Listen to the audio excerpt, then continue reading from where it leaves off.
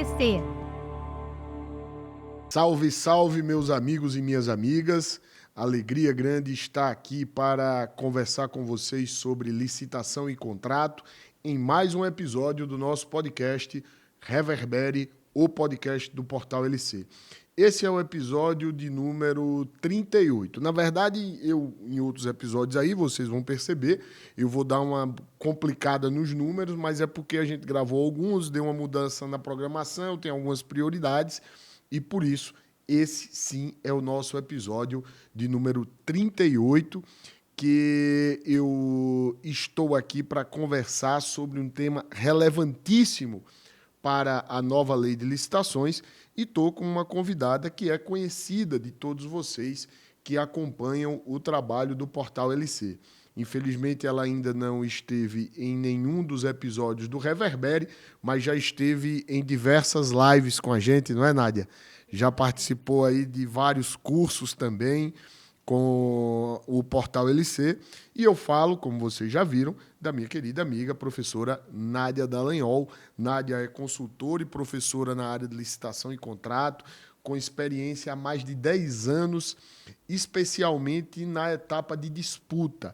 E também com destaque para a operacionalização de sistemas. Acho que você é a rainha do compras.gov, minha amiga, eu não tenho dúvida disso. Bom te receber aqui, seja bem-vinda. Vamos aí para mais um episódio para falar de temas quentes que nós temos aí sobre essa etapa de disputa, especialmente ali aquela etapa de lances, negociação, recurso na nova lei de licitação. Obrigado por ter aceitado o convite. Estou muito feliz de estar com você aqui hoje. Rafael, é um prazer imenso estar aqui e principalmente uma realização. Que legal, amiga. Ouvinte assídua. É verdade. Você sempre comenta comigo. Todas as viagens eu escuto e escuto novamente. Verdade. Sempre que eu posso, eu estou acompanhando. Realmente é um canal hoje de comunicação para a área de licitações e contratos muito importante. Verdade. Inclusive, indico em todos os cursos. Que bom. Eu ministro, porque eu falo que é um curso Que legal. gratuito. Sim. Que as pessoas podem ter um conhecimento avançado com grandes profissionais. Que bom. Então, estar aqui hoje, fazendo parte do Reverbere, realmente é uma realização. Eu fico muito feliz, meu amigo, pelo convite, Que bom. principalmente pela força que você sempre me deu como profissional, como amigo. Bondade sua. Então, eu devo muito a ti, Rafa, a tudo que eu conquistei nos últimos anos. Né? E falar sobre licitações sempre é um grande prazer. E Sim. contigo aqui na minha frente, né, que é um grande mestre, mais ainda. Obrigado. Você é uma amiga. A Nádia é, de fato, gente, uma amiga querida e por isso que ela fala essas coisas e eu fico muito feliz de poder estar aqui, conversar com você. Digo que para mim é uma honra saber que você escuta, não é a primeira vez que você me fala isso, tantas vezes você até debate comigo algumas coisas que aconteceram em outros episódios e também compartilha, né? Muitas pessoas até me falam, olha, professor, eu conheço o seu podcast, o Reverbere, quem me indicou foi a professora Nádia, e eu fico muito feliz, é uma alegria grande poder saber que você nos dá essa honra. E assim como você é um ouvinte cativo, eu vou te falar que a sua cadeira cativa estava guardada. Você não podia deixar de vir aqui de jeito nenhum, porque, como eu disse, você é a rainha dos sistemas sobre licitação e contrato. Acho que todo mundo, às vezes até lá no portal, a gente recebe demandas de curso e diz, olha, mas eu queria que quem vem é a professora Nádia Dallagnol. E quantos cursos em company você já fez com a gente aí, ministrando, ensinando a operacionalização do sistema, desde da dispensa, como agora, né, o compras.gov, no módulo de disputa. Eu quero convidar você para seguir a professora Nádia Dallagnol. Ela está no Instagram, é @nadia.dallagnol. Esse Dallagnol é D-A-L-L-A-G-N-O-L. D-A-L-L-A-G-N-O-L. Tudo certo? Então é nadia.dallagnol. E também convidar você para seguir o trabalho do Portal LC no Instagram e nas demais redes sociais. Para você ter conhecimento atualizado de excelência na área de licitação e contrato, segue o @portal_lec. E nas demais redes, LinkedIn e Facebook, é Portal LC. Não deixa de se inscrever aqui no nosso canal do YouTube. A gente sempre está divulgando conteúdo na área de licitação e contrato. Então, se inscreve e compartilha esse vídeo. Ativa o sininho também, porque sempre que tiver uma nova publicação, você vai saber lá que tem algum conteúdo novo. Se está no Spotify, é importante que você avalie a gente. Deixe sua avaliação, porque isso vai ajudar a fazer com que o conhecimento reverbere. No YouTube, sempre eu digo, se você está gostando desse episódio, deixa sua curtida, porque assim como a avaliação no Spotify, também a plataforma gosta de curtida e ela vai fazer com que o conhecimento reverbere, com que esse episódio apareça para outras pessoas que buscam conteúdo de licitação e contrato no YouTube. Isso, como a Nádia falou, é conteúdo gratuito e que vai aí disponibilizar para todo mundo, né, que se interessa sobre essa temática. Quero também convidar você a conhecer a nossa grade de cursos. O Portal LC, além de disponibilizar conteúdo na área de licitação e contrato, é uma empresa que disponibiliza capacitação. Então, nós temos já diversos cursos para esse primeiro semestre e segundo semestre de 2024, assim como se você precisa que seu órgão se capacite na nova lei de licitação, na lei das estatais, enfim, na área de licitação e contrato, fala com a gente. Está aqui na descrição desse vídeo os contatos de WhatsApp, de telefone e, como eu já disse também, o próprio Instagram. Você pode solicitar uma proposta direcionada para o seu órgão, para um dos cursos, que você pode acessar também no link aqui na descrição desse episódio. Os cursos abertos. Nós temos cursos de diversos temas, desde a fase preparatória, a fase de disputa e a fase de execução contratual. O nosso curso da fase de disputa, a gente vai conversar daqui a pouco sobre ele. Já está aqui, nós já estamos dando um spoiler, né? Mostrando que eu e a Nádia vamos ministrar, sim, um curso sobre formação de pregoeiro e agente de contratação, já destacando que não é um curso só para quem é pregoeiro e agente de contratação. Mas sobre isso a gente fala daqui a pouco. Eu já quero começar conversando com a Nádia. Como eu disse, o tema do nosso episódio é a fase de disputa na nova lei de licitação e contrato. Amiga, você, além de pregoeiro, recentemente você se formou em Direito, sempre procurando aí aperfeiçoar seus conhecimentos. E eu queria colher de você aqui, de certo modo, uma comparação, e aí alertando para quem nos escuta, né? O que é que tem de novo na nova lei de licitações, na regulamentação, especialmente na Instrução Normativa número 73 de 2022, que regulamenta essa etapa de disputa nas licitações de menor preço ou maior desconto. Essa é um IN que ela é federal, gente, mas nós sabemos que ela acabou sendo replicada em nível estadual e também municipal. Fique à vontade. Pedir um pouquinho de desculpa a vocês, gente, que aqui em Brasília está um frio no verão e a garganta está um pouco ruim. Olha que eu sou do sul, né? É verdade. Olha, aí é complicado. Mas realmente a Instrução Normativa 73, ela veio, né, espelhada na nova lei de licitações, claro, e ela trouxe mudanças significativas, principalmente no que diz respeito a essa seleção do fornecedor, né? Correto. E a fase de disputa, não apenas para a disputa, mas até mesmo para a fase de julgamento posterior à disputa, que seria a fase de lances, né? Isso. E a habilitação, e até mesmo a fase recursal, né? Então, se nós compararmos o que nós tínhamos até então no decreto 10.024, que era o regulamento que tratava sobre a modalidade eletrônica, em especial o pregão eletrônico, né? Com a Instrução Normativa 73, nós tivemos alterações, desde a forma como o licitante cadastra as propostas na plataforma, porque até então tinha-se a obrigatoriedade, pelo artigo 26 do decreto 10.024, de concomitantemente a proposta ter o envio da documentação habilitatória, algo que a nova lei de licitações ela retira, né, essa obrigatoriedade. Até mesmo a forma de consulta dessa documentação habilitatória, já que antes enviava-se junto com a proposta, agora não. E nós temos mudanças também, desde relação ao envio da fase de lances, ou seja, modo de disputa. Correto. Nós tivemos o quê? A implementação de novos modos de disputa. Correto. Né? E até a forma de julgar a proposta, né? Habilitar os visitantes. Então, realmente, o que nós temos é uma grande mudança. Né? Então, até mesmo essa semana, conversando com alunos, eles me questionaram, mas a mudança foi muita? Foi. Se você estava acostumado com realizar pregão, falando especialmente em pregão, porque agora o pregão e a concorrência segue o mesmo rito, né, Rafa? Mas Isso. falando especificamente do pregão, comparando o que era operacionalizado antes com o que é operacionalizado agora, teve uma mudança significativa. Então, para o pregoeiro, para a gente de contratação que não está atento a essas mudanças, vai sofrer no momento de operacionalizar lá uma licitação, né, seja no sistema do compras.gov.br ou qualquer outro sistema.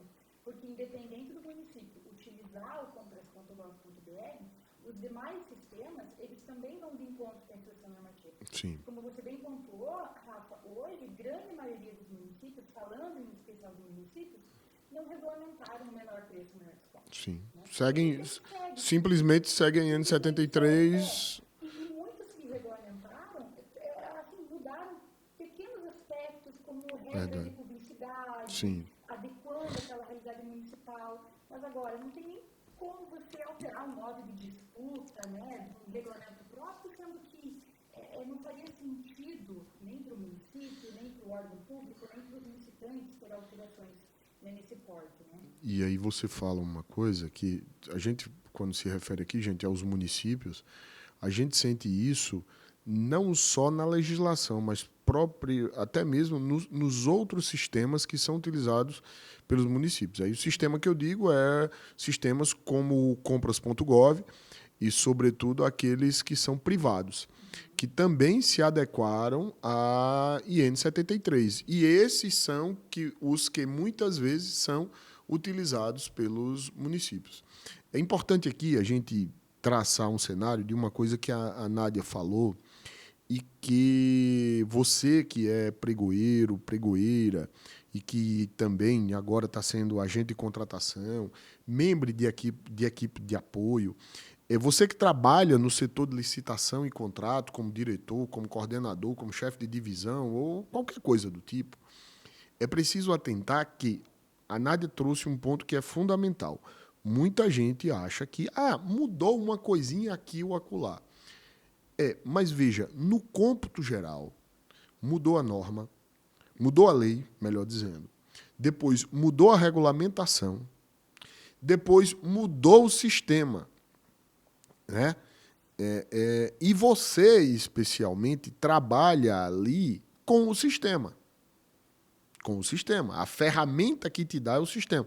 Nós temos situações em que o TCU diz uma coisa e o sistema está, até hoje, firmado para outra direção.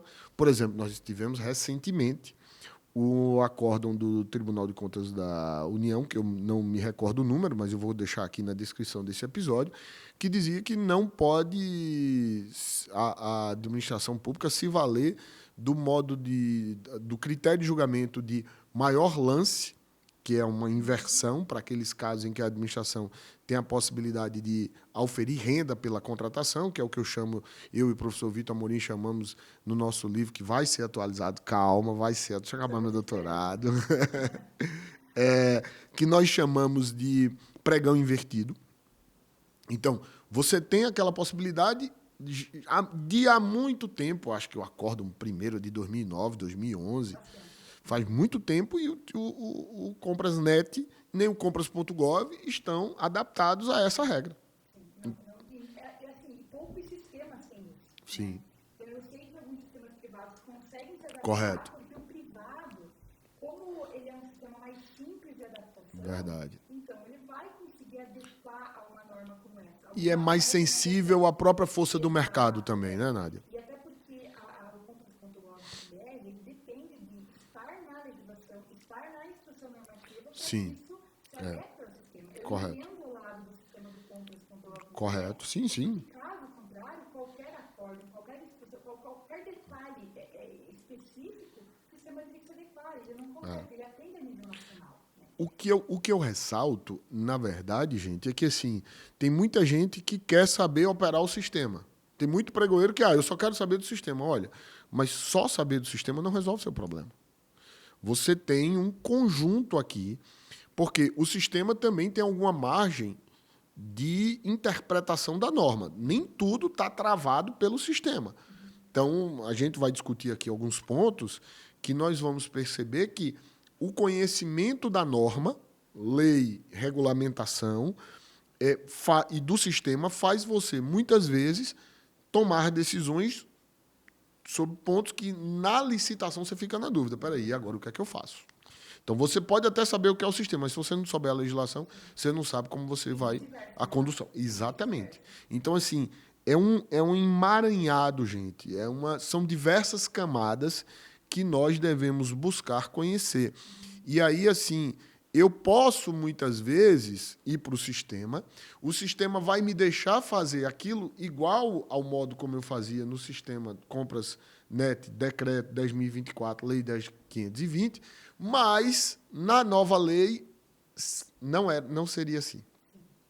Não seria assim. Mas, pelo menos agora, o que eu sinto é que o Compras.gov bloqueou muito, né, exemplares equívocos dos pregoeiros. Verdade. Então, eu vejo que, apesar, né, de muitos ainda estarem com dúvidas em relação a algo normal, porque é um sistema novo, uma norma nova, mas ele bloqueia. Ele tem permitido situações que antes não permitia. Né? Correto. Então, como estamos, né, antes, né, de iniciar o podcast, né, sobre questão de recurso, né? Agora o sistema, antes, aliás, o sistema, quando o pregoeiro revogava, anulava uma licitação em curso, não havia oportunidade do licitante pelo sistema recorrer. Correto. A lei agora prevê, no artigo 165, e o sistema se adequou. Então, a gente vê que, apesar de, né, pesares, o sistema ele tem, assim, buscado cada vez mais bloquear equívocos por parte dos próprios agentes de contratação. Então, existe um grande avanço. Correto. E eu sei que terão outros avanços pela frente que estamos aguardando, e também sabemos que as coisas vão saindo aos poucos. Né? Correto. Eles não conseguem adequar todo o sistema a tudo de forma imediata. Até porque nós ainda estamos num processo de compreensão dessa nova legislação e aí vai vir um julgado aqui, um julgado acolá, que diz que aquilo não pode ser dessa maneira ou que não pode ser daquela outra maneira. Eu vou aproveitar, já que nós chegamos nesse ponto, e queria convidar vocês, gente, para o curso que eu e a professora Nádia Dallagnol iremos ministrar. É um curso de formação de pregoeiro e agente de contratação. Ele vai ocorrer nos dias 24, 25 e 26 de abril, aqui em Brasília. É um curso, então, de 3 dias, com 24 horas, em que a gente vai buscar compreender todo esse sistema de disputa do pregão e da concorrência, menor preço e maior desconto. Eu entro numa primeira parte para passar para vocês toda essa questão jurídico-operacional, não é teórico, é totalmente voltado para a prática, de acordo com a nova lei de licitação, com a IN 73 e já também com as orientações normativas da AGU, os pareceres da AGU, os julgados do TCU, que já existem sobre essa matéria. E a professora Nádia Dallagnol, atenção, depois vem para conversar com vocês exatamente sobre o sistema Compras.gov. Obviamente que muita gente vai dizer, mas aqui no meu município, no meu estado, a gente usa outro sistema. Olha, o sistema ele vai sim ter uma diferença, mas o mais importante é você compreender esse regramento. E aí não há muita distinção de um para o outro, porque, como a professora Nádia falou, a IN 73 está sendo replicada no âmbito estadual e municipal. Quero destacar que, se você não é servidor público federal, mas é de um estado ou de um município que usa o Compras.gov, esse curso é inteirinho, do começo ao fim, para você. Certo? Vai ter uma nuance aqui, mas a base é a mesma. Então, é uma capacitação voltada para o pregão e a concorrência, menor preço ou maior desconto. Dias 24, 25 e 26 de abril de 2024. Se você tem uma equipe grande, vem que a gente tem condições especiais para um número maior de servidores. a descrição desse curso você pode encontrar no link aqui na descrição deste episódio. Nádia, e aí o curso é formação de pregoeiro e agente de contratação, como está aqui, vocês podem ver, mas, na verdade, não é um curso só voltado para quem é pregoeiro e agente de contratação, né? Porque é preciso que quem é da equipe de apoio, é preciso que o jurídico também se assunte de como é que se dá essa etapa de disputa, até porque para estar mais focado na realidade ao elaborar pareceres. Não é isso, amiga? Exatamente. E eu vejo que hoje, muitas funções que o pregoeiro exerce, a equipe de apoio poderia auxiliar. Sim. Né? Então, a equipe de apoio participar de uma capacitação como essa, entender como é a funcionalidade do sistema, como você pontuou, Rafa, em relação à assessoria jurídica. Hoje, muitas vezes, a assessoria ela dá um parecer sobre algo e ela não faz ideia de como aquilo acontece. Exatamente. Então, é muito importante. E assim, para quem também é interessante essa capacitação, para quem quer conhecer o Compras.gov. Correto. Então, eu vejo que hoje tem muitas pessoas que estão na dúvida. Será que eu utilizo esse sistema? Será que eu utilizo o outro? Então, é importante para conhecer, né? E também para ver que não é um bicho de sete cabeças. Correto. Né? Não é um sistema simples, mas é um sistema completamente utilizável, sim, adaptável hoje, sim, para todos os entes públicos, seja estadual, municipal, federal. E você conhecer ele e entender, olha, isso aqui seria adequado para mim, não é? É basicamente um estudo, né? Então, hoje, os próprios tribunais de contas tratam sobre a necessidade do órgão, ao escolher um sistema, fazer um estudo preliminar antes para avaliar qual é o muito bem colocado. Então, eu vejo uma capacitação para entender e falar assim, não, peraí, realmente isso aqui não é minha realidade, eu vou para um sistema privado, por exemplo. Então, é muito importante. E esse conhecimento que você tiver, pode ter certeza que ele vai se valer em outro sistema também. Sim, com certeza, porque o sistema, inclusive o Compras.gov.br, ele é uma espécie de espelho para os demais. Então, todos os demais sistemas, eles se adequam, não digo 100%, que cada isso é a realidade, mas eles buscam saber também o que o Compras.gov.br faz em determinado momento ali do sistema, para eles se adequarem naquele formato também. Então, todos seguem o mesmo ritmo, porque a lei é única também. Correto. Nós temos uma única lei, uma única instrução normativa. Então, o processo em si, ele vai ser semelhante para qualquer sistema que você faça.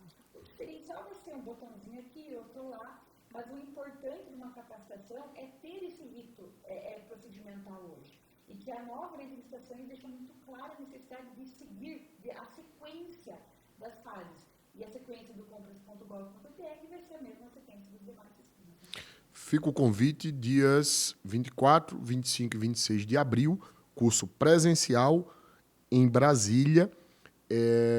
O contato da nossa equipe está aqui. Garantimos a você que é um curso voltado para a prática. É conhecimento aplicado. Teremos 2 fases, uma primeira comigo, com os fundamentos jurídicos operacionais, depois com a professora Nádia Dallagnol, buscando ali simular o ambiente prático que você terá de enfrentar no dia a dia, tá certo? Garantimos que aqui nós já treinamos vários agentes nesse métier de operacionalizar essa fase de disputa do pregão. Pois não, meu amigo? Eu elaborei um manual. Desculpa. O manual passo a passo, que eu já fiz alguns também. Correto. Tem tela a tela da parte de seleção do fornecedor, do pregão e da concorrência. Então, todos eles receberão de forma impressa, né, Rafa? Correto. Esse manual para eles utilizarem posteriormente no dia a dia. Fica o convite. Ainda teremos aí, então, um material da professora Nádia e também todo o meu material que a gente disponibiliza. Queria até aproveitar, gente, para falar da segunda edição do nosso livro de comentários à Lei de Licitações e Contrato, publicado pela editora Fórum. Ela foi disponibilizada agora em janeiro de 2024. É uma edição já atualizada.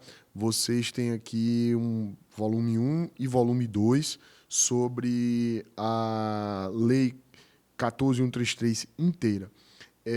Eu coordenei essa obra juntamente com as professoras Cristiana Fortini e Tatiana Camarão, livro que conta com 11 autores, são autores renomados, eu não vou citar o nome de todos eles, mas vocês podem ver aqui que são autores renomados, e o que a gente buscou dar aqui foi como a licitação cada dia está ficando, a contratação pública está ficando cada vez mais complexa, a gente procurou buscar aqueles autores que são especialistas em cada um dos temas. Agora, claro, dando aqui uma linha, uma orientação única para toda a obra. Óbvio que é um livro de convergências, mas também de divergências.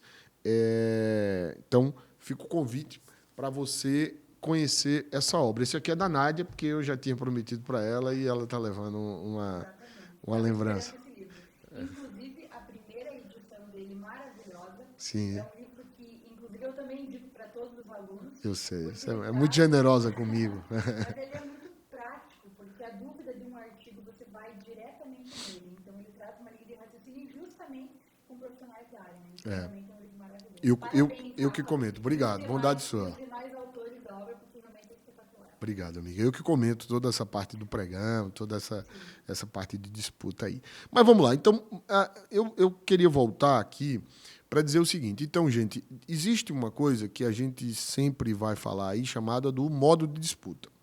E eu acho esse termo, às vezes, para algumas pessoas, parece um termo um pouco longe da realidade. Porque, tipo, o que é modo de disputa?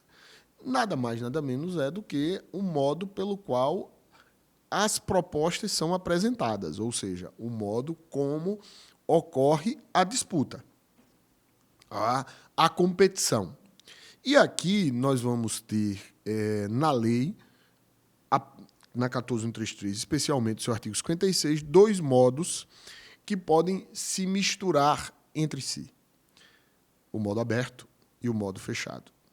Na Instrução Normativa 73, a regulamentação desses modos. E aí a gente tem o modo aberto e fechado e o modo fechado e aberto. Vejam, sempre tem o modo aberto. Por quê? Porque o parágrafo 1º do artigo 56 coloca que nas licitações menor preço ou maior desconto, que são aquelas regulamentadas pela IN 73 de 2022, você tem que ter sempre o modo aberto. Por que isso? E aí nós vamos para a teoria dos leilões, desenho de mercado, que dizem que esse modo, o modo aberto, aqueles em que a proposta é apresentada e os demais competidores instantaneamente têm conhecimento do valor ofertado pelos seus disputantes, pelos seus concorrentes, esse modo ele estimula os licitantes a darem propostas melhores. Então, por isso a lei diz, se é menor preço, tem que ter o modo aberto. Como a IN trata do menor preço ou modo desconto, sempre vai ter o modo aberto. Ou aberto fechado, ou fechado e aberto.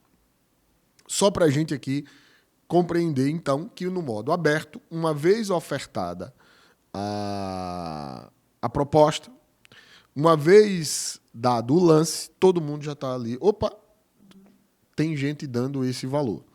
Entretanto, é sempre bom dizer, na forma eletrônica, sabe-se o valor dos lances, mas não se sabe o autor, para evitar o conluio. O que é que a gente teria aqui para considerar, especialmente sobre cada um desses modos? Eu vou começar o início da sessão. O que é que você diria? O que é que o sistema traz de novo nesse aspecto? Há um ponto que foi objeto de polêmica, eu lembro que eu fiz até no nosso canal aqui do YouTube, tem uma live com o Everton, querido Everton, profissional competentíssimo, que é diretor lá do Departamento de Logística da Secretaria de Gestão, e ele nos traz, por exemplo, que uma vez que você agenda a sessão, então a sessão vai começar no dia 15 às 10 horas da manhã, dia 15, 10 horas da manhã, independentemente de uma análise prévia, já se abre o sistema e os disputantes podem começar a dar seus lances. É isso mesmo? É isso mesmo. Inclusive, o artigo 59 da 14.133 trata sobre a análise da conformidade da proposta ser exclusivamente do vencedor. Correto. Então, essa é a razão, de fato, do sistema e da própria IN 73 abrir de forma automática as propostas cadastradas. Porque, na verdade, o que a lei coloca é que a razoabilidade do valor ofertado vai ser feita só em relação ao último. Na verdade, a lei usa poderá, né? Ela não obriga, mas há essa possibilidade, por isso o sistema faz essa admissão. Né? Então, nesse caso, o item... Faz esse início automático da fase. Agendou, deu a hora e o dia, pode começar a dar os lances. Não importa o valor da proposta, quem é a empresa, quanto, a quantidade ofertada, no caso do SRT, que pode ser uma quantidade inferior. Isso, ele vai abrir automaticamente as propostas. Então, se a empresa cadastrou, ele abre a proposta automaticamente, com uma exceção. O que acontece? Hoje, o sistema do compras.gov.br ele é configurado da seguinte forma. No modo aberto, isolado, e no modo aberto e fechado, né, que é utilizado em conjunto, as propostas elas abrem automaticamente. Então, se a sessão pública está agendada para as 10 horas da manhã do dia 20, 10 horas da manhã do dia 20, todas as empresas que cadastrarem essa proposta até aquele horário estão aptas a efetuar seus lances, né, durante aquele período concedido. Seja os 10 minutos do modo aberto ou os primeiros 15 iniciais do aberto e fechado. Tá.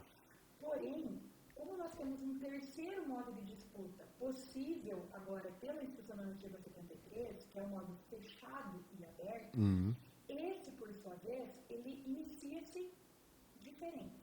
Então, quando optado pelo modo fechado e aberto, o sistema ele vai sim estar parametrizado para que o pregoeiro ou o agente de contratação ele configure a sessão pública com sim uma análise manual. Então, no caso do fechado e aberto, vai ter essa análise manual. Por quê, Rafa? Sim. Porque as propostas começam fechadas. Sim. Então, seria, de fato, algo complicado, né, até mesmo para o julgamento do pregoeiro, do agente de contratação, se não houvesse essa análise manual.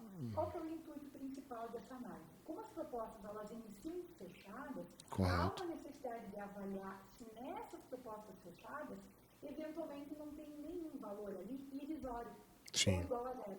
Exato. Porque isso atrapalharia o envio das empresas para a etapa fechada. Correto. Perdão, aberta. Sim. Começa fechado e depois vai para aberto. É que, gente, essa etapa aberta, o modo fechado e aberto, então, ele começa inicialmente com lances fechados, ou seja, há um prazo, como diz a lei. O fechado, ele é aquele em que há uma data e horário designado para a revelação das propostas ofertadas dentro do prazo anteriormente concedido. Então, pode ser proposta ou pode ser lance. O interessante é que, na nossa concepção, a proposta ela é quase sempre dada no modo... Quase sempre não, ela é sempre dada no modo fechado. Porque cadastra-se e ela só é revelada no momento da sessão. O lance, ele pode ser aberto, mas ele também pode ser fechado. Então, no modo fechado e aberto, você tem propostas cadastradas, passa por uma análise prévia para poder ir para o modo de disputa fechado. Passa por uma análise prévia da proposta, fechado e aberto. Começa do fechado, daí ir para o aberto. Isso, mas aí, o que você está dizendo é que, cadastradas as propostas, antes de ser dados os lances no modo fechado, há uma análise das propostas. É isso que... A empresa cadastra a proposta. Correto. Sigilosa, isso. Né? Na data e hora da sessão pública, o pregoeiro, então, tem conhecimento dos valores cadastrados. É só do valor. Né? Certo. Não tem conhecimento de quem é a empresa ou nada disso. É só exclusivamente o valor. Correto. E o pregoeiro, então, ele determina um prazo, né, que ele pode chegar até 99 minutos. Certo. Mas geralmente ali 10 minutos, 5 minutos é o suficiente, dependendo da quantidade de itens que o pregoeiro tem para analisar.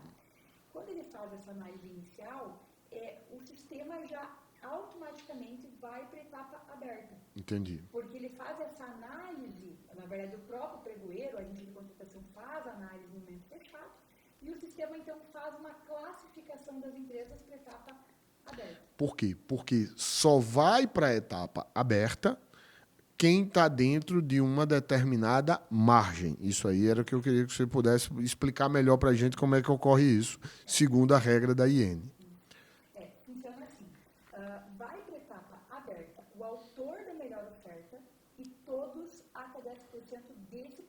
Por isso que ele tem que fazer essa análise, inclusive. Isso, porque se tiver um valor irrisório, o sistema ele vai como ele tá Só configurado. vai o risório se brincar. Isso, vai só o primeiro, né? E, na verdade, vai mais, aí vai para a segunda hipótese. Pela regra que tem, que Vai para é... a segunda hipótese. Sim. Daí, no caso, seria os 3 menores Sim. preços e os empatados. Sim. Então, no máximo, seriam ali 3, 4 empresas, dependendo do valor de cada proposta. Então, isso poderia, sim, né, frustrar A competição. possibilidade de empresas irem para a etapa aberta.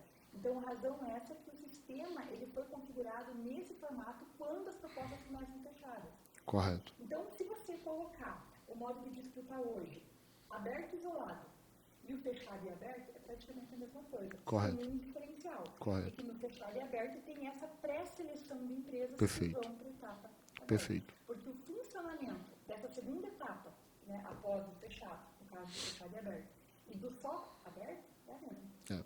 Então, ele tem só essa inclusive... No fechado e aberto, a proposta, na verdade, ela é o lance, só que ela vai determinar, é o lance entre aspas, só que ela vai determinar quem vai para o aberto. Exatamente. E aí, como você bem disse, é a razão pela qual há essa análise prévia das propostas. Inclusive, Rafa, tem tido um desconhecimento muito grande por parte dos visitantes. Eu já recebi mensagem no Instagram de visitantes falando: professora Nádia, o que eu faço aqui? Eu fui desclassificado de uma proposta, Sim, eu não tive oportunidade de efetuar lances, o que eu faço nesse caso? E eu até comentei com o rapaz que mandou mensagem, falei, manda um print da tela toda. Quando ele mandou o print... Era o fechado e aberto. Era fechado e aberto. Então, por quê? O texto da IN 73, ele fala que serão classificados automaticamente apenas o autor da melhor oferta e todas 10%. Automaticamente, quem não é classificado é desclassificado. Então, por sua vai vez. dar desclassifica. Correto. Né? Então, isso tem, nesse primeiro momento, como a lei ainda é uma lei nova, né? Apesar de não ser mais tão nova, né? Isso. Mas ainda tem causado um pouquinho de confusão por parte dos visitantes, principalmente. Na verdade, porque se você pensar, a IN ela é, eu acho que de setembro de 22. Sim.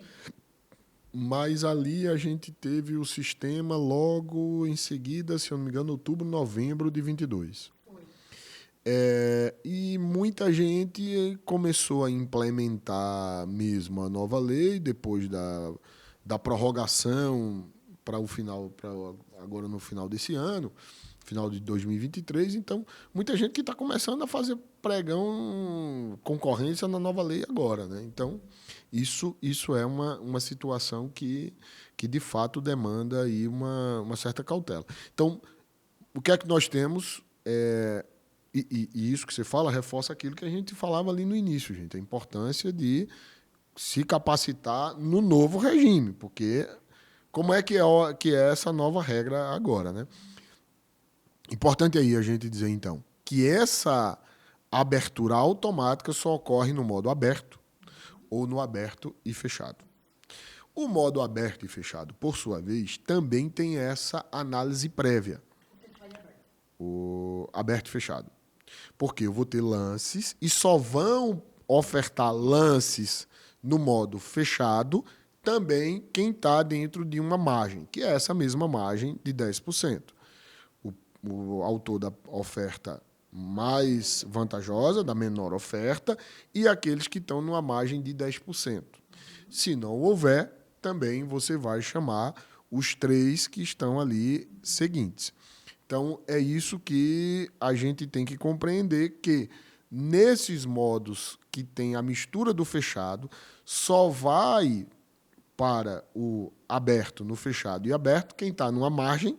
Por isso, é muito importante ter cuidado com a oferta da proposta inicial. Se você vai, qual é o valor aqui estimado? Esse é o máximo aceitável. Bota o máximo aceitável e a gente vê na disputa. No fechado e aberto, isso não funciona. Porque você pode ficar de fora, você pode ser desclassificado. A empresa tem que ficar muito atenta na leitura do edital, mais do que nunca agora, porque a sistemática faz com que muitas empresas não tenham nem oportunidade de efetuar lances, porque elas vão ficar na etapa fechada. E uma questão é, se todas as empresas que foram para a etapa fechada forem desqualificadas, o sistema não vai pegar aquelas empresas que ficaram lá atrás, ainda na etapa fechada, Sim. para Isso é muito importante de se falar. É importante. Por quê? Por que o sistema não vai fazer isso, Rafael? Porque já se teve uma fase antes, já se tem um conhecimento de preço, já se tem um conhecimento de quem participou, então não seria algo bacana pegar aquelas empresas que não participaram da fase competitiva para agora enviar. Já houve uma revelação do comportamento do mercado? Isso, já houve. Então o sistema não vai convocar. Diferentemente do modo aberto e fechado. Sim. Porque como o aberto e fechado inicia-se com lances abertos, então todos os participantes têm a oportunidade de efetuar seus lances. Certo. Então, se aqueles que foram para a etapa fechada, eventualmente todos forem desclassificados, aí sim o sistema vai oportunizar durante o julgamento que seja, então, oportunizado que as empresas que ficaram lá na etapa aberta possam, então, agora efetuar um lance final fechado. Correto. Então, isso durante o julgamento. Inclusive, é bom pontuar para todos que essa possibilidade do aberto e fechado também, né, pode ocorrer durante o julgamento, esse retorno do item. E o sistema ele vai ter, na parte inferior, ele vai detectar isso, vai ter uma mensagem informando. Inclusive, agora ficou muito bacana, porque se ele identifica isso, ele abre como se fosse um pop-up mesmo na tela, e ele demonstra para o pregoeiro que tem essa situação. Entendi. E lá abaixo vai ter um botãozinho para ele retornar para a etapa fechada. Ele tem essa situação. Agora, tem uma coisa que também, de certo modo, o pregoeiro, o agente de contratação, foram consideravelmente empoderados. E isso é importante, hein, gente? Que a Instrução Normativa 73 não fala do pregoeiro. Mas lembrando que o agente de contratação no pregão, ele é designado pregoeiro, segundo o parágrafo 5º do artigo 8º da Lei 14.133. Então, ali, quando você vê falando de pregoeiro, de agente de contratação, ele fala ou a comissão quando o substituir, o agente de contratação, na verdade, é um pregoeiro. O pregoeiro ou o agente de contratação, eles vão ali poder agora excluir propostas e lances. Há aqui uma alteração comparado com o regime anterior. Se você puder trazer aqui. Porque, assim, tem um ponto, Nádia, que talvez a gente também deva debater um pouco, que é a questão da análise da inexecuibilidade. Porque o preço máximo, o preço acima do máximo aceitável, acho que na nova lei está um tanto quanto... Acho não, está resolvido. O estimado agora é o máximo. Acabou. Estimado é o máximo. Você pode ponderar ali na pesquisa de preço, na orçamentação. Deu uma média que deu tanto, mas vamos botar 10% a mais, porque considerando aqui inflação, qualquer coisa, eu vejo que o mercado está muito volátil. Isso a própria IN 65, que fala de pesquisa de preço, ela prevê. Mas só que nós estamos aqui a falar também de outro problema, que é a tal da inexecuibilidade. É o que se chama de preço anormalmente baixo, né? E isso também é um cuidado que o pregoeiro e o agente de contratação deve ter. O que a instrução normativa diz é que, no artigo 21, parágrafo 4 da IN 73, como você bem lembrava, é possível a exclusão do lance quando possa comprometer, restringir ou frustrar o caráter competitivo. E o que seria isso? Do lance ou da proposta. Ou da proposta, do lance ou da proposta.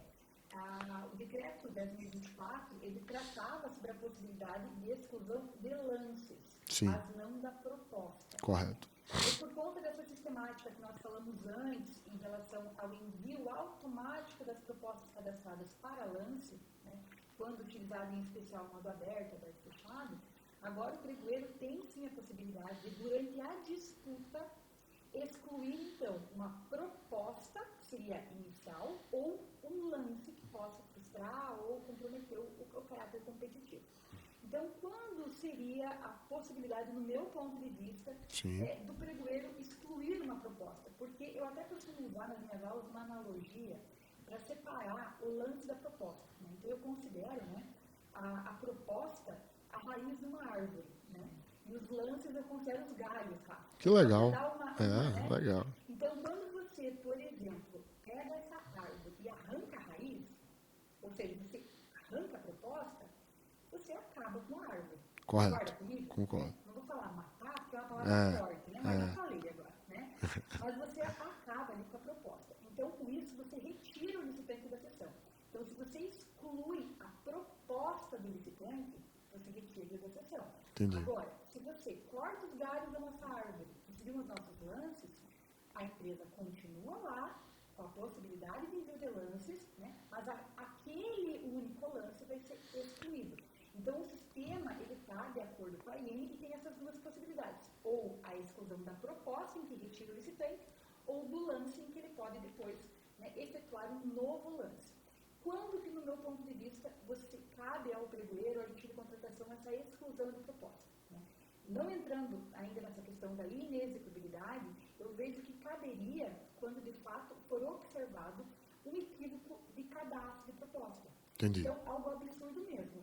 Então, de 1 a 1 milhão, sabe? De 1 a 100 mil. Então, por exemplo, a proposta, o valor era 1.000, a empresa foi lá e cadastrou R$1, em que você observa que foi um erro de digitação. Correto. Porque agora, não tem como ter uma presunção absoluta de uma inexecuibilidade, até porque a própria lei trata sobre a necessidade de oportunizar o licitante a comprovar uma eventual. Correto. Então, o pregoeiro achar que é inexequível não é suficiente para excluir uma proposta. Correto. Porque uma vez excluída a proposta, o nosso licitante sai. Mas aí tem uma observação muito interessante no sistema do Compras-Gov, e essa informação vai tanto para o pregoeiro como para o licitante também. Rafa, quando o pregoeiro exclui uma proposta, que é a nossa raiz da nossa árvore, né? Sim. Vai uma mensagem lá para o licitante, em que o licitante pode reafirmar o valor. Então, o licitante tem a oportunidade de falar, não, peraí, pregoeiro. É esse mesmo. É esse mesmo. E aí ele retorna para a sessão pública. Entendi. Entendeu? A partir desse momento, o pregoeiro não consegue mais fazer a exclusão dessa proposta. Entendi. Não consegue mais. Mas eu já vi casos, por exemplo, de licitentes reafirmarem a proposta errada e prejudicarem a sessão. Sim. Né? Então, caberia até mesmo aí, né, um processo depois, administrativo, Correto. sancionatório, Correto. porque ela fez com que fracassasse, de fato, esse item. Mas ele tem essa possibilidade. Né? E, então, mas os lances, só para concluir essa parte, Rafa, o pregoeiro pode excluir quantos ele desejar. Entendi. O lance, conforme a empresa vai efetuando, se o pregoeiro verifica que o lance está equivocado, ele pode ir lá fazer a exclusão. E um detalhe muito importante... Equivocado, né? Equivocado, um detalhe muito importante também, ponderando... Lembrar que, tipo, o que seria um lance equivocado? Porque o sistema ele é parametrizado, por exemplo, ele deu um lance de 40. Depois ele vai dar um lance de 42. O sistema já trava ele. Na verdade, ele não permite que ele Então, majore o valor. Exatamente, já trava ele. Então, não é uma hipótese como essa que seria um equívoco. É tipo algo que baixou demais mesmo. Que é a única... 40 para R$4. Pois é, porque, gente, porque o sistema, pela regra, quem dá uma proposta só pode dar lances em valores menores do que aquela proposta.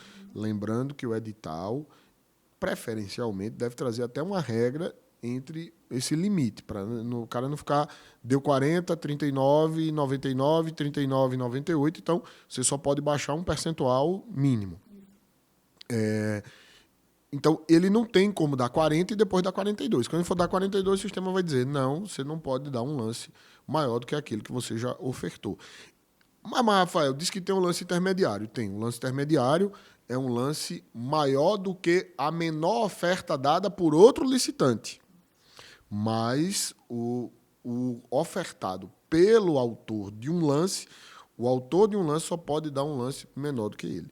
Então, maior ele não pode dar. Então, o equívoco dele é algo exageradamente menor. Que aí, por isso que isso está quase sempre nessa discussão de inexequibilidade. E aí você traz bem, que é o ponto que eu acho que é o mais problemático para uma decisão de um pregoeiro, porque esse é um dos temas de maior polêmica no âmbito de desclassificação de proposta. E o sistema avisa, quando o pregoeiro faz uma exclusão de lances, ele avisa no chat para que o licitante, se de fato aquele é o lance que ele deseja, que ele possa reenviá-lo então. Entendi. Ele não confirma, mas ele pode ratificar por um novo envio. Pode, por um novo envio, ele pode.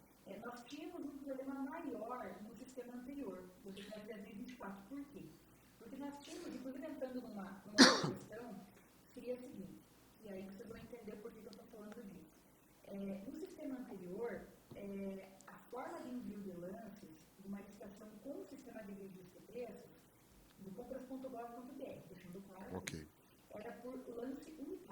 valor unitário. Certo. Então, SRT, lance no valor unitário. Correto. E as licitações tradicionais, aquelas licitações ordinárias, era pelo valor total do item.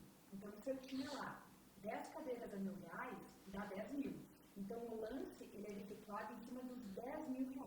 Ok. Em razão disso, muitas licitações, muitas vezes o edital é equivocado ou o licitante, de forma equivocada, ao invés da lance nos 10 mil, dava lance em R$1.000. Isso é um ponto que você traz, e aí, gente, eu volto àquela questão que a gente dizia do conhecimento de todo o sistema. O sistema que eu quero dizer, não o sistema compras.gov, mas de todo o regime, de todos os instrumentos, dos normativos e até o sistema. Que a Nádia traz.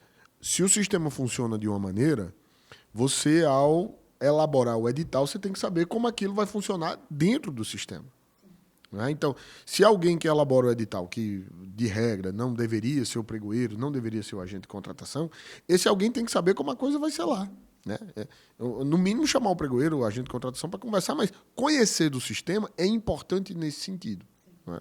Por isso que a gente faz essa capacitação pensando, claro, na formação do pregoeiro e do agente de contratação, mas deixando claro que ele é para todo mundo, porque quem for vai conhecer como é aquele trabalho. E eu sempre digo, né, segregar função não é desintegrar a equipe. É preciso que a gente tenha um conhecimento do todo. Você não precisa ser expert, mas não precisa ser a Nádia conhecer do sistema, mas tem que ter um conhecimento da linha como um todo. E essa questão, nós tínhamos muito problema com isso, sabe? Então, isso foi solucionado na nova lei. Até é bom ponderar que esse problema do lance que está equivocado, por vezes, por conta do valor global, era lá no decreto de 2024 no sistema anterior. Porque agora, no novo sistema, no compras.gov.br, tudo é valor unitário. Tudo é valor unitário. Entendi. Então, até uma observação aqui para os brasileiros em especial. Quando vocês cadastram a licitação no sistema de compras.gov.br, uma licitação tradicional, você vai cadastrar o valor global. Certo. Você vai pedir lá ainda o valor total do item. Só que os lances agora, vão ser no valor unitário. independente de ser SRT ou tradicional, vai ser no unitário. Entendi. Então, isso vai acabar não digo, mas vai diminuir esses problemas de lances inexequíveis que nós estávamos falando antes. Sim. Porque o maior problema antes era, de fato, a empresa confundir o valor total do item comunitário e o que levava-se em lances inexequíveis, em problemas durante a condução da sessão por parte do pregador do próprio licitante. E agora o sistema normalizou isso. Na verdade, É uma regra só, seja para o registro de preço ou seja para o modo de contratação clássico, que é aquele que vai se dar logo para uma...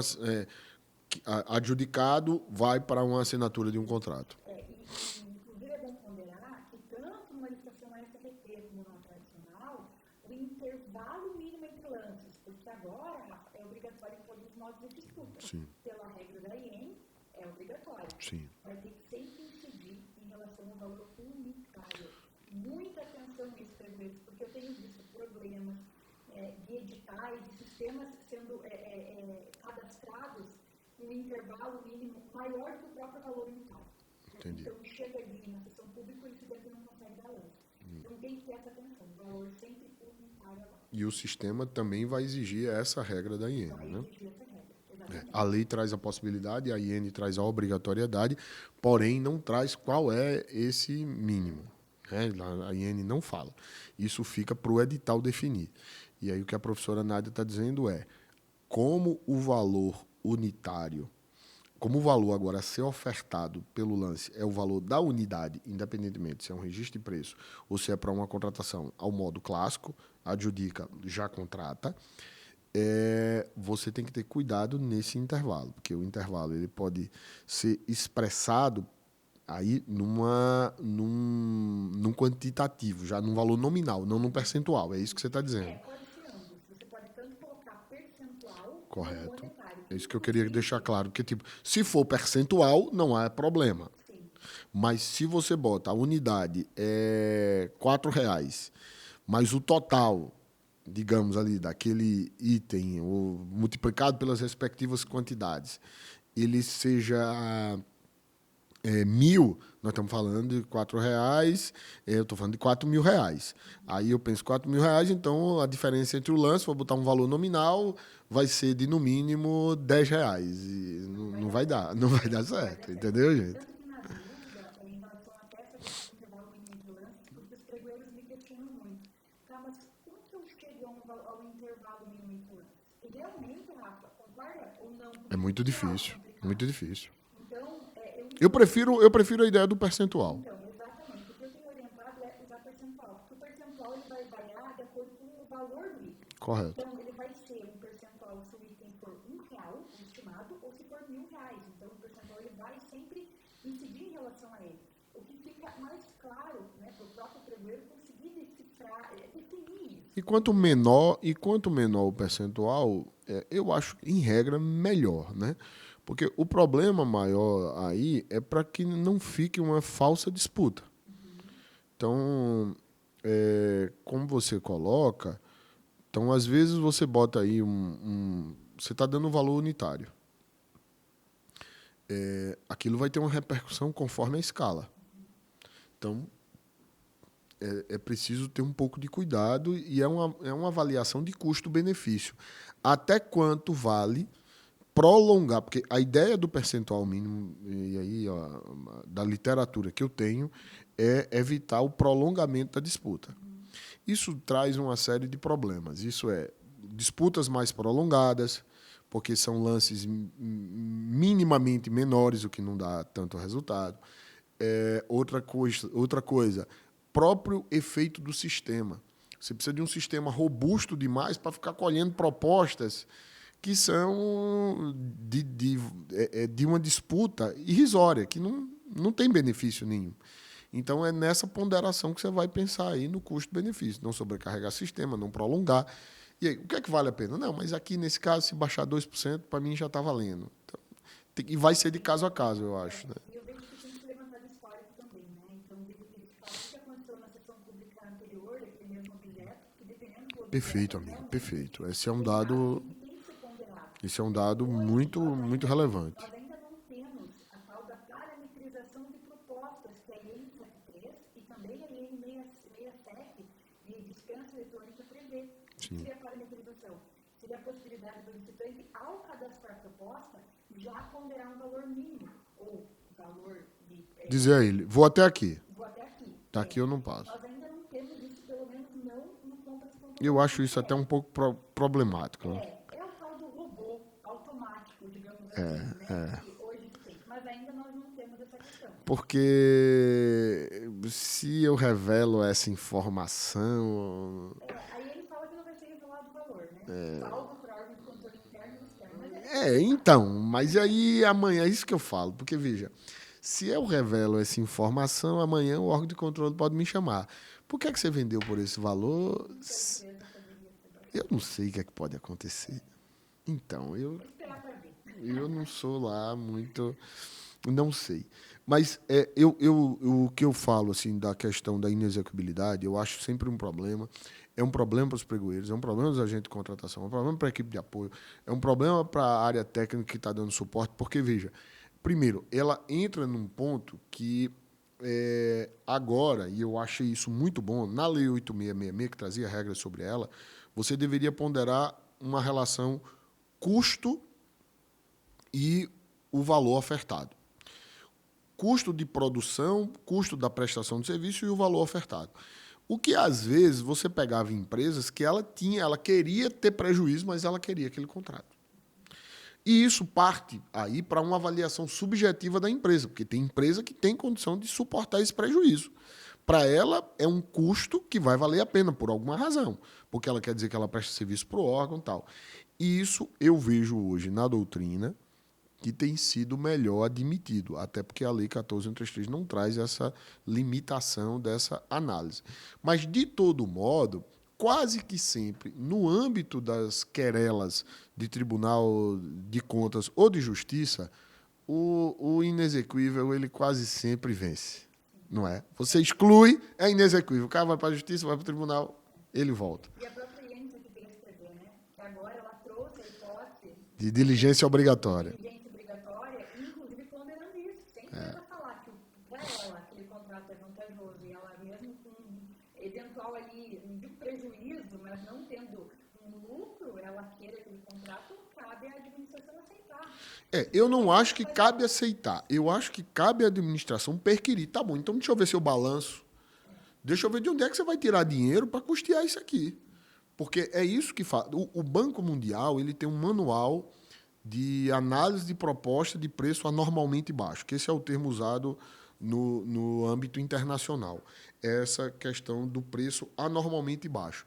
E a ideia é que, tudo bem, eu posso aceitar um preço que é até mesmo abaixo do comprovado custo de prestação do serviço ou custo de produção do bem ou da obra. Ok, mas eu quero saber de onde é que você vai tirar esse dinheiro para fazer isso aqui. Você é rico, você tem dinheiro para isso, você tem capital para isso, para poder estar fazendo, entre aspas, aqui essa benemerência para a administração pública, né?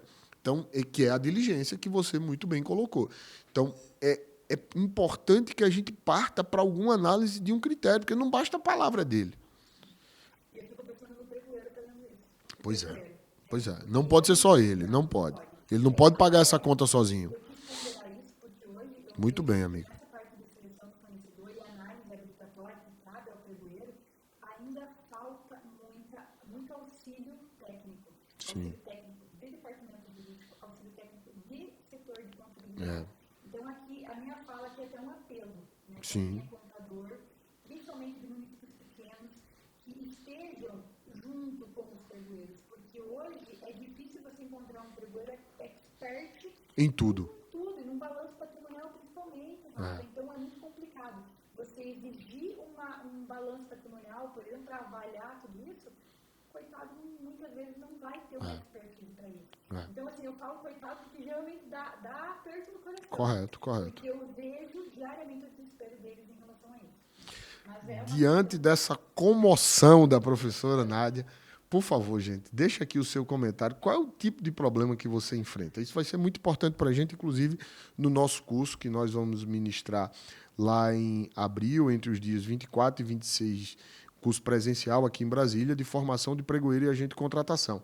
Quero saber sua opinião. Qual é o problema que você tem enfrentado como pregoeiro, como agente de contratação, como membro de equipe de apoio, como assessor jurídico aí no órgão que você percebe que a equipe com quem você trabalha tem enfrentado? Deixa um comentário aqui, isso é muito importante para a gente, porque eu percebo, por exemplo, eu trouxe aqui a questão da análise da inexecuibilidade e eu percebo que essa é uma angústia, porque às vezes todo mundo vê, ele não paga com isso, ele não consegue entregar o produto com esse valor e não pode excluir, porque depois sabe que vai ter um revés ali no âmbito dos órgãos de controle, sobretudo. E aí, a NC33, ela, de certa forma, abriu isso para as empresas, essa possibilidade. Apesar de ter toda essa questão da diligência, eu vejo que deu uma amplitude maior para a empresa simplesmente declarar que Mas aí vai depender, como eu falei, daquele pregoeiro, daquele tipo de contratação, ter uma equipe por trás dele que o auxilie a fazer toda essa diligência e até mesmo o pregoeiro ter esse conhecimento. Eu não tenho, da letra da IN, a ideia de que a mera declaração obriga, né? Até porque ela fala de uma diligência. Né? Ela diz que a diligência ela é obrigatória quando o preço daquela oferta é menor em 50% do valor estimado. Então, a administração... Mas ele tem um inciso 2. Sim.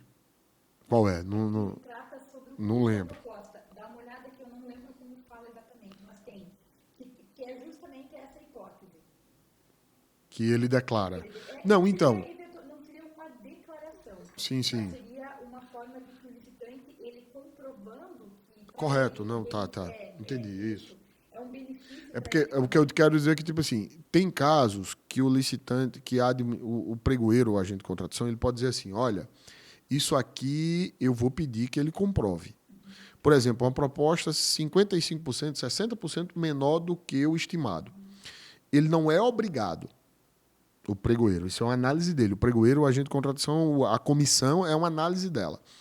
Mas, no caso de abaixo de 50%, ele diz que é obrigatória a diligência. Eu tenho que diligir, tenho que pedir informações. Não quer dizer que, com isso, eu vou excluir a proposta. Não é isso que ele fala. Eu entendi o que você está colocando. Não é isso. É caso de diligência obrigatória.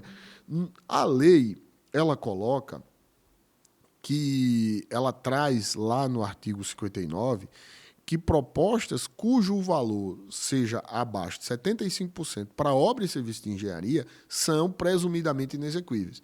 Só que a gente sabe que o TCU tem uma súmula que tinha uma situação semelhante, só com um percentual diferente, que era 70%, previsto na 8666, e o TCU dizia, não, tem que dar prazo para a comprovação da execuibilidade. Súmula 262. Então, veja, o TCU já tinha essa posição, que é uma posição que você encontra em qualquer ordenamento jurídico. De regra, internacionalmente, direito comparado é isso. Proposta inexequível, você tem que dar o prazo, a oportunidade para ele comprovar. E avaliar as condições subjetivas. Porque pode ser, de fato, inexequível, mas o cara chega a dizer, eu tenho dinheiro e eu quero fazer isso, eu quero bancar isso aqui. Há um custo de oportunidade que vale a pena para mim. Eu vou ter outras oportunidades com isso. É exatamente isso. O custo de oportunidade que ele fala. Exato. Estava tentando lembrar. Entendi. Tá. É isso. Ele pode ter um custo de oportunidade, agora, ele tem que comprovar que ele tem condições de bancar aquele tal custo de oportunidade, porque às vezes ele quer o custo, mas ele não tem o dinheiro para bancar o custo. Mas, Rafael, como pregoeiro, eu escutei de licitantes falando, eu só quero falar que eu presto serviço para a prefeitura. Correto, é. Então, que para eles isso já seria algo vantajoso, Correto. mesmo eles não tendo um lucro em relação a isso. É isso mesmo. Então, o que você vai aceitar que não seja uma declaração?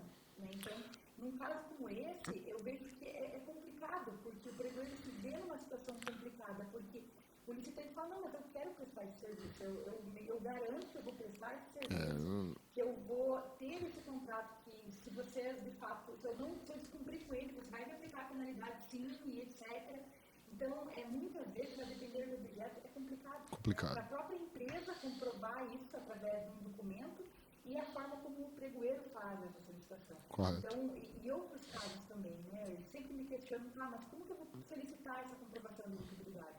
Minha resposta sempre depende do objeto. Né? Depende do objeto. Então, se é um serviço, se é um bem, pode ser uma planilha, pode ser uma própria CCT, Correto. vai depender muito do objeto. E, às vezes, da condição da empresa. E, às vezes, da condição da empresa. Da condição da empresa. Por fiscal, por contrato, tem muitas formas. Então, inclusive, é importante que o pregoeiro sempre deixe em aberto isso também. Correto. Né? Porque, por vezes, a empresa vai conseguir comprovar, mas não necessariamente daquela forma que o pregoeiro solicitou. Correto. Então, eu vejo que tem que ser algo, né, que tem que ser deixado em aberto. Tem outro ponto que, tipo assim, existe um fato, às vezes, que o próprio licitante chega e fala, olha, eu quero excluir meu lance, porque ele pode perceber o lance. Sim. Meu lance já está inexequível. E a IN também admite isso. Sim, admite.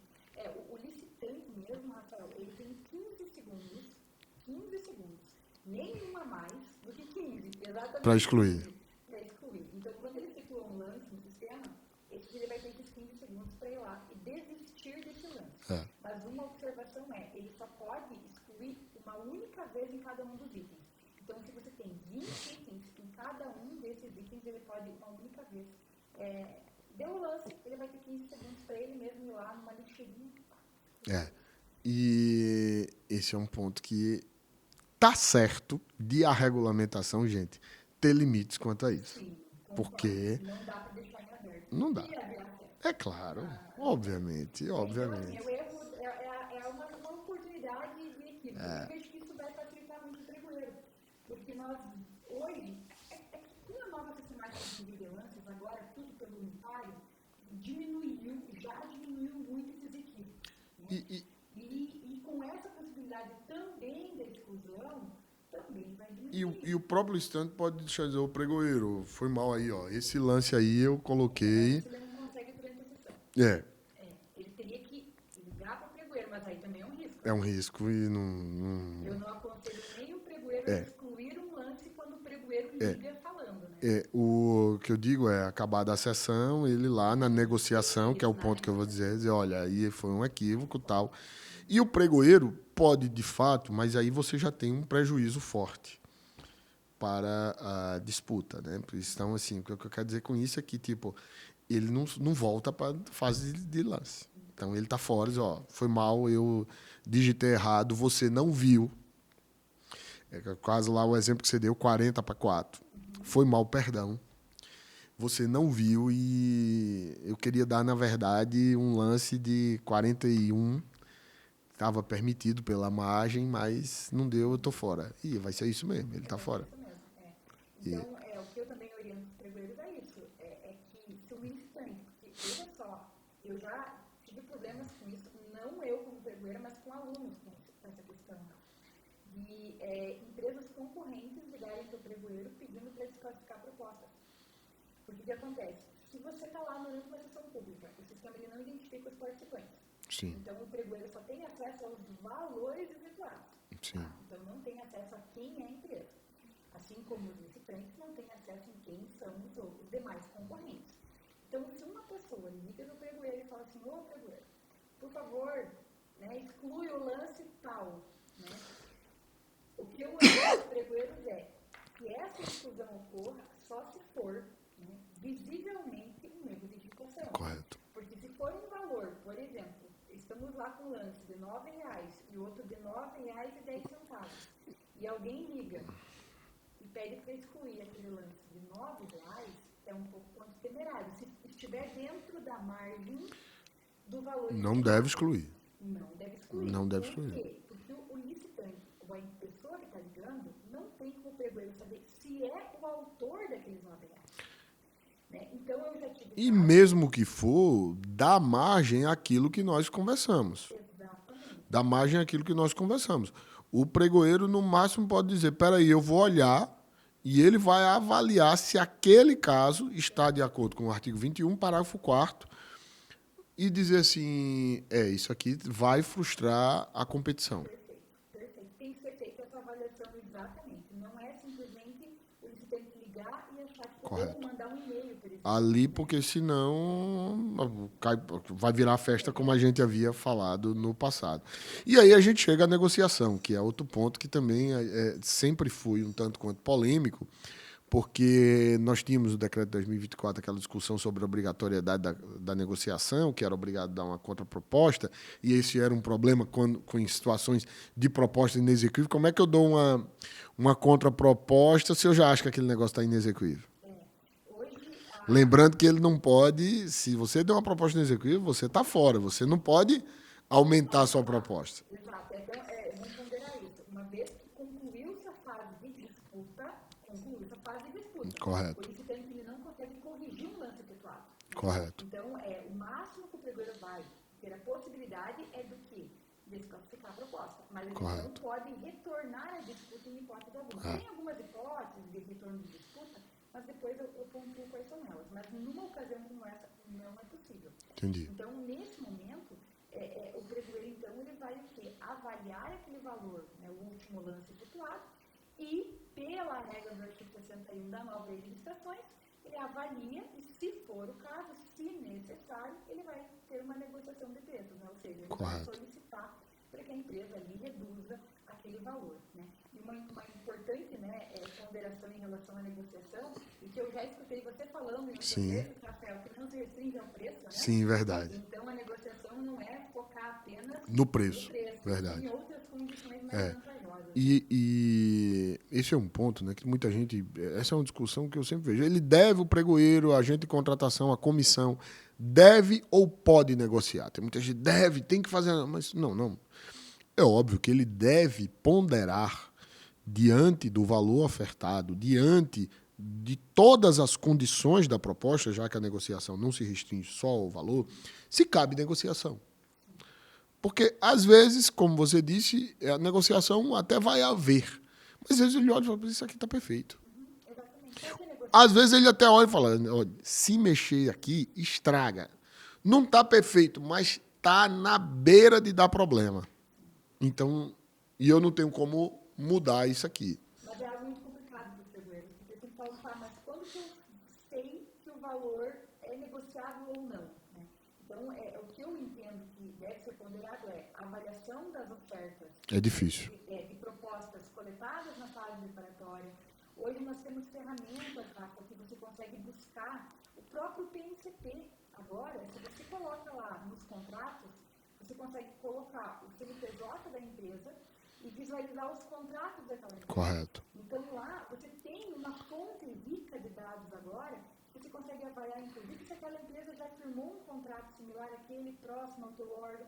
Claro que isso é muito subjetivo, né? Mas, assim, são todas ponderações que, eventualmente, o pregoeiro pode levantar, se for necessário, se ele avaliar que é necessário, para uma eventual negociação. No nosso canal do Portal LC tem uma live com o professor Vinícius que a gente fala de negociação. Recomendo ela sempre. Que legal, fico feliz. Eu estive em Angra dos Reis, semana retrasada. Com ele. Eu estava lá com o pessoal do Angra dos Reis.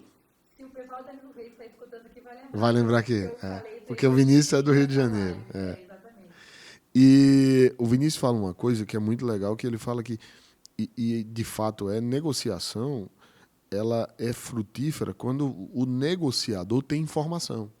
Então, é como você disse, olha, eu vejo lá que tem um preço e eu sei que aquela empresa, por alguma razão, eu posso pesquisar, pesquisei, quem é essa empresa? Eu ouvi que essa empresa atua aqui na região, coletei preço dela, deixa eu ver quanto era o preço lá na minha tabela dessa empresa.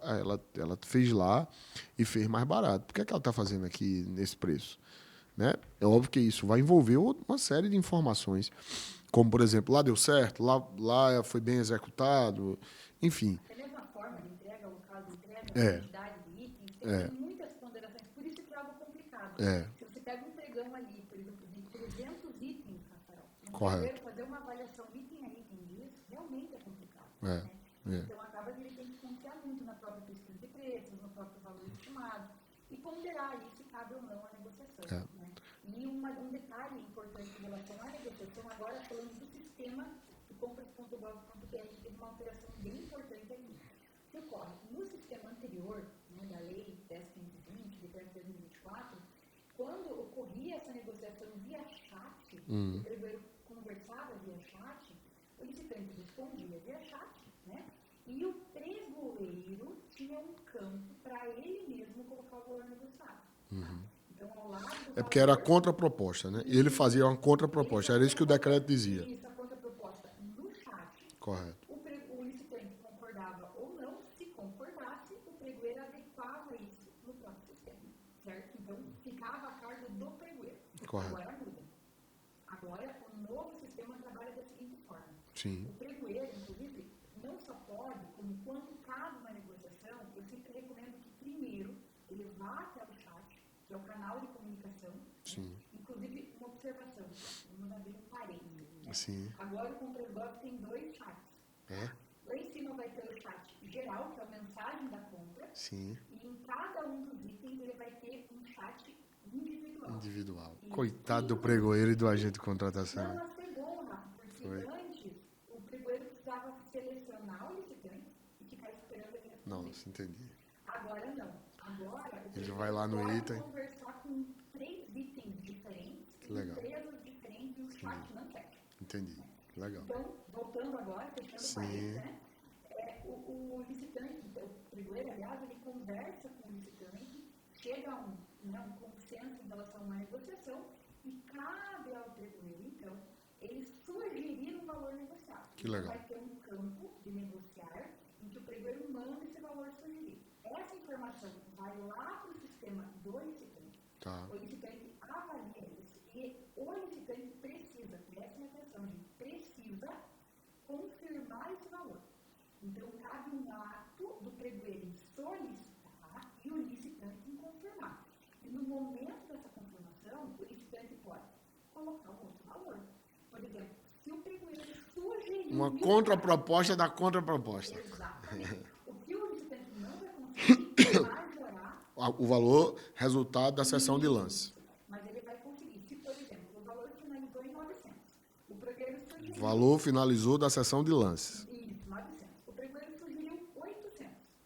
O licitante pode falar, opa, peraí, 800 eu não posso. Mas 850... Mas 850 eu posso. 899... Então, ele vai ter um campo, o licitante, para colocar esse valor, né, ou manter o valor do último lance. Se ele quiser manter 900, ele pode. Se ele quiser colocar 850, ele pode. Se ele quiser colocar 800 ou 700, Rafael, ele também pode. Né? Então, fica a cargo. Então, uma atenção, se você negociou no chat, precisa mandar o valor negociado. Que legal. Sabe por que eu afirmo isso, Marcos? Sim. Porque esse campo de negociar a proposta fecha quando o pregoeiro vai para a habilitação.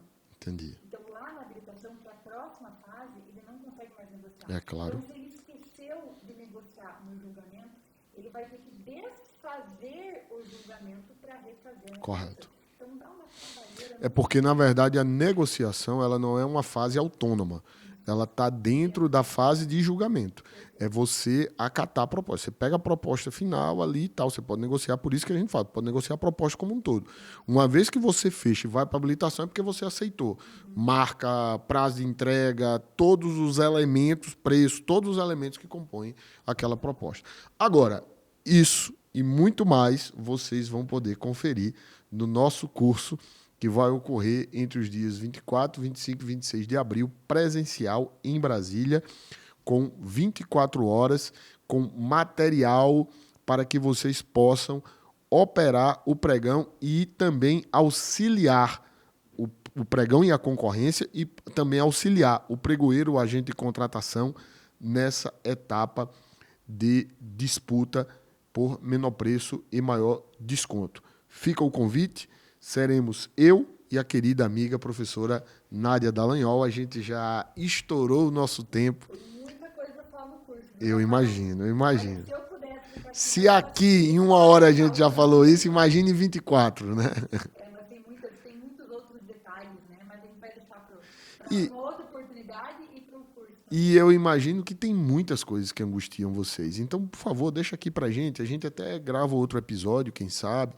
discutindo esses temas que angustiam você que trabalha com licitação e contrato. Amiga, eu quero agradecer a você por ter vindo, ter topado aqui, estar com a gente e gravar esse episódio que, posso garantir, foi muito rico de tanta contribuição que você trouxe sobre essa operacionalização das licitações menor preço, maior desconto, especialmente no compras.gov. Obrigado.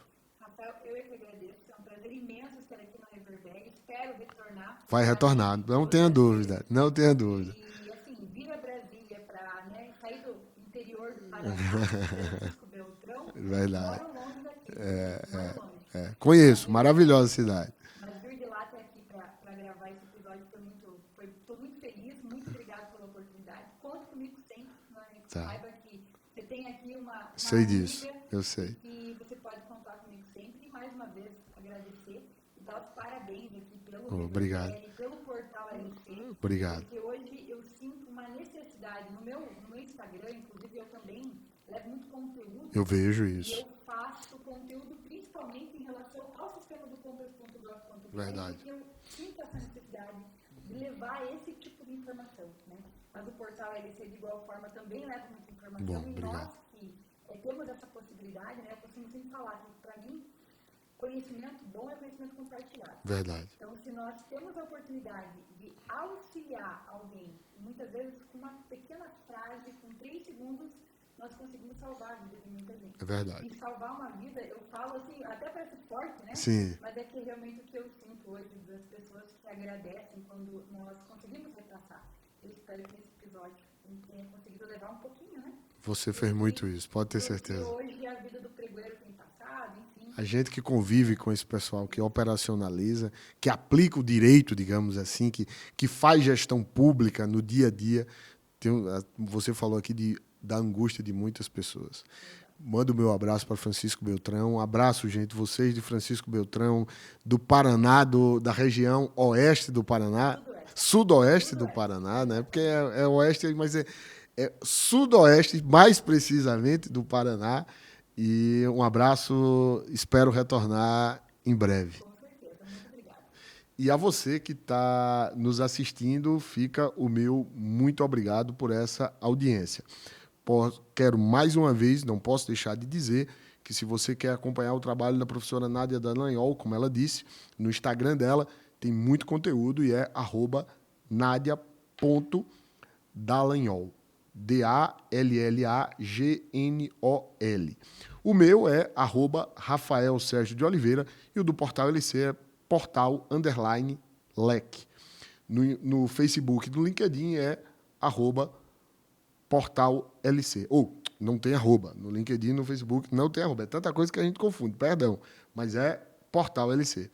Quero também pedir a você que gostou desse episódio, compartilhe, deixe seu comentário e curta. Isso vai fazer com que o conhecimento sobre contratação pública reverbere. Não deixe também de consultar nossa grade de cursos. Se qualifique, porque contratação pública demanda um trabalho de excelência. Um forte abraço e até o próximo Reverbere. Tchau, tchau. Valeu, amiga. Foi muito bom, viu?